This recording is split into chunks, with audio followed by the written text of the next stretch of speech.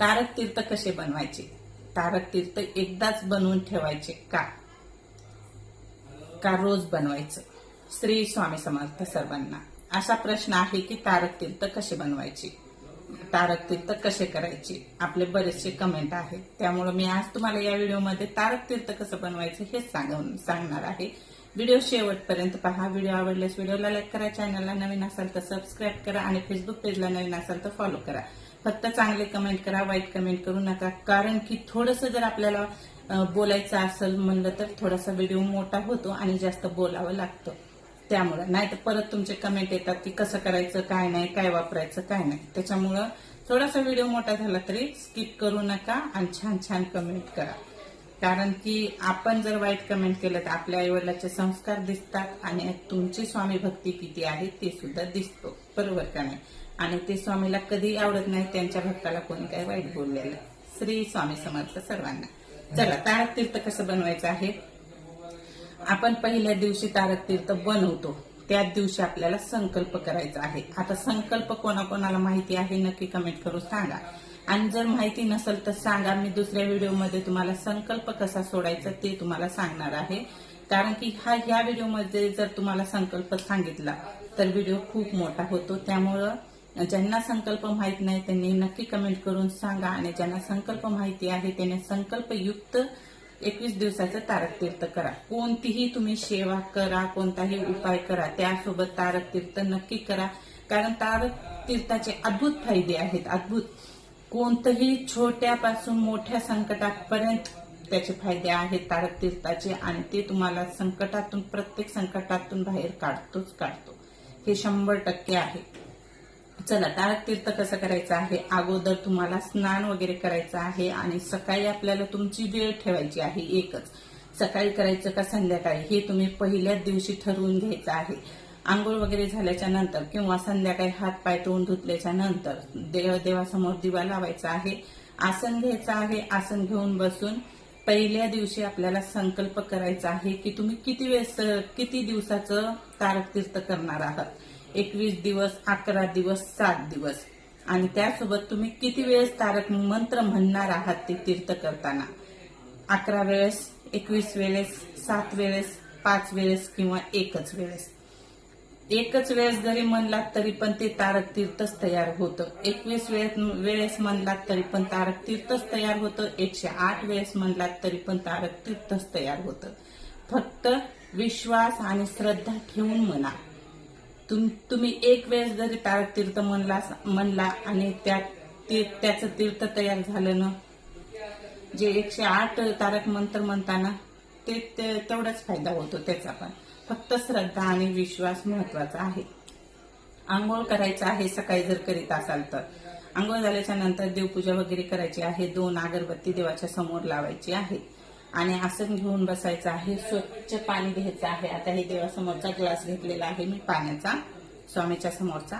हे डावा हात आहे. डाव्या हातावर आपल्याला हा ग्लास ठेवायचा आहे. स्वच्छ पाणी भरून घ्यायचं आहे. आसनवर बसायचं आहे. अगरबत्ती लावलेली आहे. अगरबत्तीची थोडीशी रक्षा घ्यायची आहे, म्हणजे राख आणि यामध्ये टाकायची आहे. खूप जास्त राख घ्यायची नाही, कारण केमिकल युक्त अगरबत्ती येतात. त्यामुळे थोडीशी घ्यायची आहे, यामध्ये टाकायची आहे आणि आपला उजवा हात यावर ठेवायचा आहे किंवा हे उजव्या हाताचे 3 बोट आपल्याला ह्या पाण्यात बुडवायचे आहेत. आणि तुम्ही किती वेळेस तारक मंत्र म्हणणार आहात हे तुम्ही संकल्प करून सांगायचा आहे स्वामींना आणि स्वामींना तुमची इच्छा व्यक्त करायची आहे.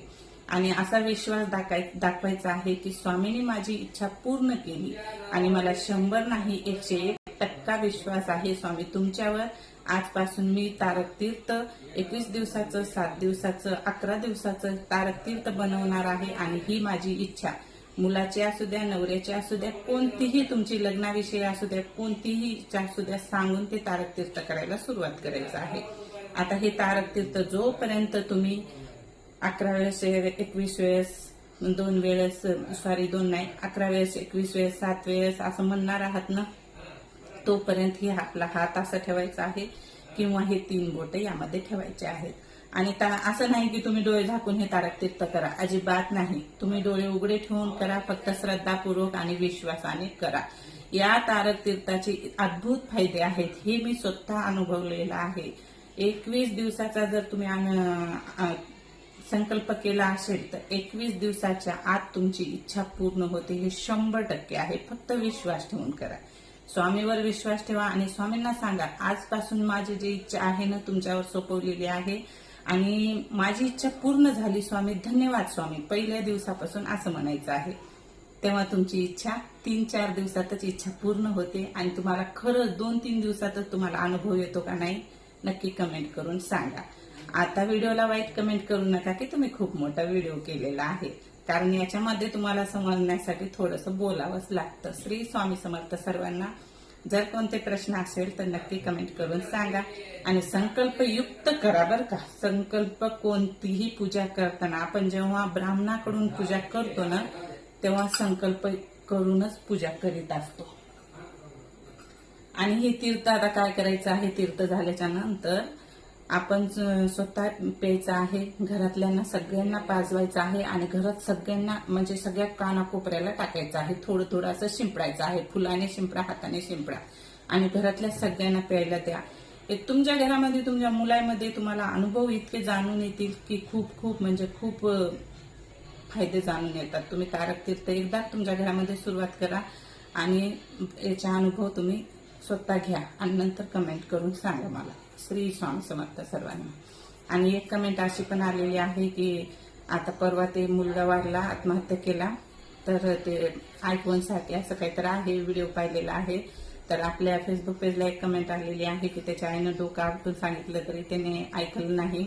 पण हे तुम्ही तुरंत फार मोठे झाल्याच्या नंतर नाही, कोणतंही तूप खाल्यानं रूप येत नाही. जेव्हा आपले बाळ छोटा असतं ना तेव्हापासून जर आपण स्वामी सेवेला लावलं ना लेकरांना, वाईट मार्गावर मुलं तुमचे कधीच जाणार नाही, हे 100% आहे.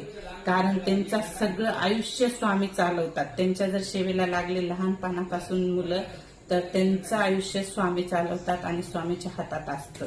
त्यामुळे लहानपणापासून ज्यांचे मुलं लहान आहेत, ज्यांचे मोठे आहेत, त्यांच्यावर तुम्ही उपाय करा. तुमच्या मोठ्या मुलामध्ये हळूहळू अनुभव येतात आणि हळूहळू त्यांच्यामध्ये फरक जाणवायला सुरुवात होते.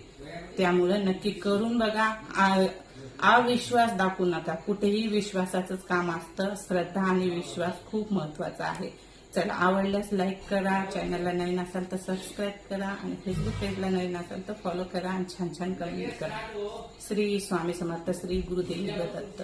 इच्छा करते तुमच्या सर्वांच्या स्वामींनी इच्छा पूर्ण करावी. श्री गुरुदेव दत्त.